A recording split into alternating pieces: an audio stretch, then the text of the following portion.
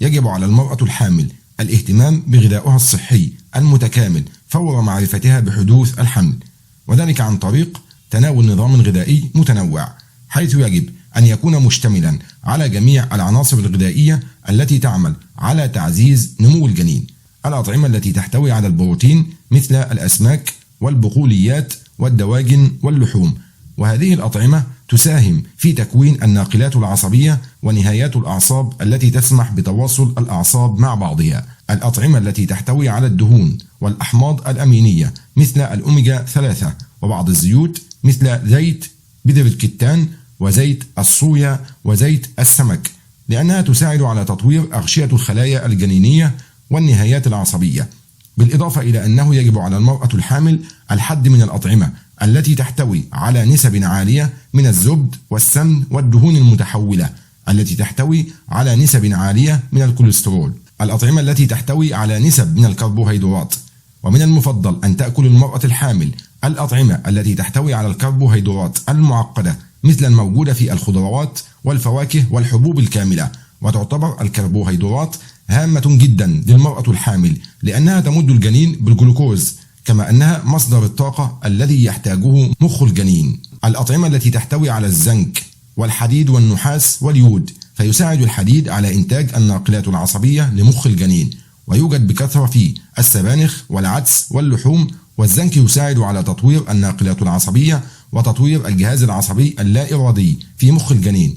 ويوجد الزنك بكثرة في الزبادي المضاف إليه فاكهة والدواجن ولحم البقر والنحاس، ويساهم في إنتاج الناقلات العصبية ونقل الإشارات العصبية. ويوجد بكثرة في الكاجو والفاصوليا وكبد البقر والمشروم.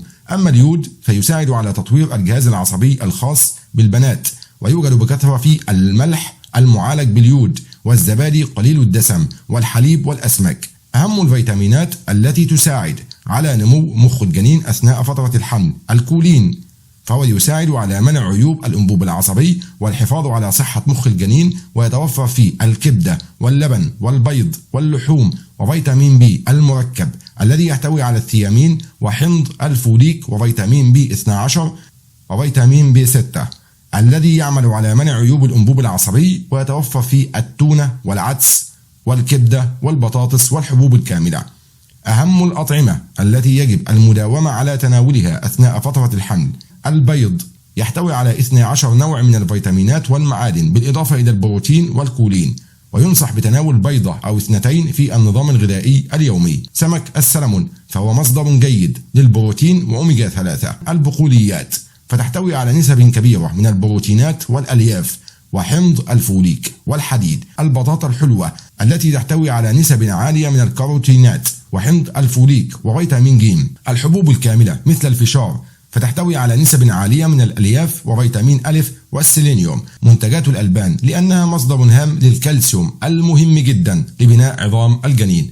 وهناك بعض الملاحظات الهامة حول غذاء المرأة الحامل. إذا كانت المرأة حاملا وهي مقصرة في الحفاظ على تناول الأغذية المهمة، فإن ذلك سوف يؤثر على نمو مخ الجنين. عدم تناول حمض الفوليك بكمية كافية في النصف الأول من الحمل سوف يؤدي إلى حدوث بعض العيوب الخلقية للجنين مثل عيوب الأنبوب العصبي. إذا كانت المرأة الحامل مقصرة في تناول الأطعمة التي تحتوي على فيتامين ب المركب والدهون والبروتينات أثناء فترة الشهر السادس والسابع من الحمل، فإن الجنين سوف يكون عرضة للإصابة بالأمراض العقلية لاحقا.